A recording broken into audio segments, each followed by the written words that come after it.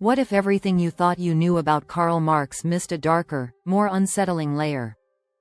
What if the man whose theories shook the whole world, who inspired revolutions, who wrote of workers and capital, also wrote about the devil, damnation, and destruction in words that sound more like something out of a demonic incantation than a political manifesto?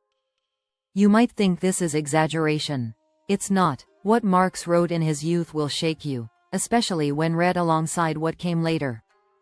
In the lesser-known corners of his early writings, before the Communist Manifesto and Das Kapital, before the weighty economic analysis and calls for revolution, there are poems and plays that drip with violent metaphors, nihilistic despair, and chilling references to demonic agreements.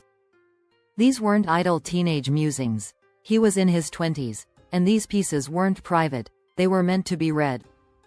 And when you actually read them, something eerie creeps in, something that doesn't quite line up with the secular revolutionary he's known as today.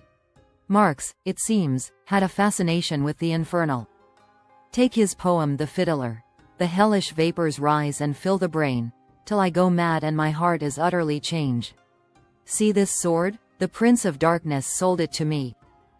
That's Marx, not a character Marx created. That's his own voice, his own pen, a poem that breathes with a sort of Faustian fury.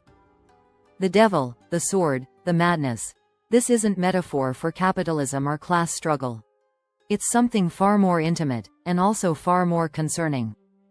In another of his early poetic works, The Pale Maiden, Marx describes a tortured man falling into destruction through a mysterious woman, echoing Goethe's Faust, but with less redemption and more damnation. And in Olanum, a drama he wrote as a student, he gives us perhaps the most disturbing insight of all.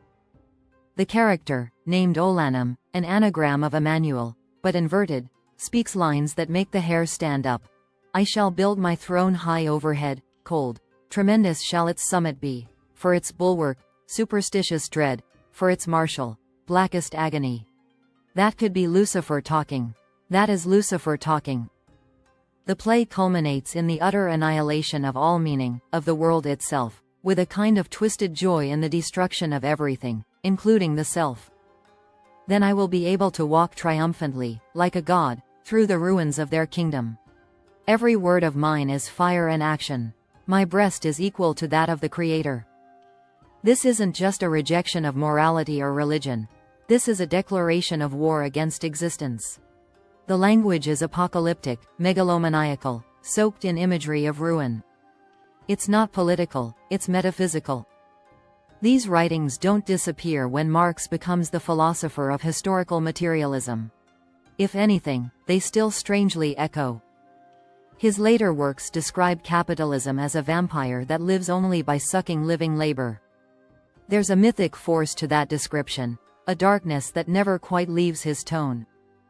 His famous dictum that religion is the opium of the people is often read as coldly secular, but it's not neutral. It has the weight of someone who has experienced it.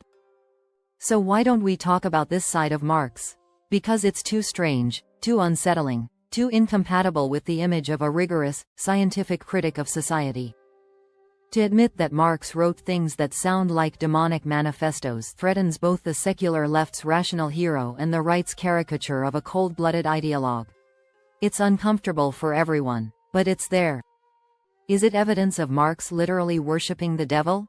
Probably not, but it is evidence of a mind obsessed with themes of possession, destruction, and rebellion on the deepest, most symbolic level.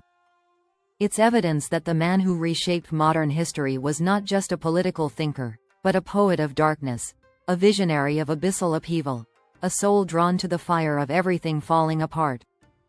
And once you've read it, you can't unsee it. Maybe that's why people say never to Google it, not because it's fake, but because it's real, and more disturbing than you ever thought.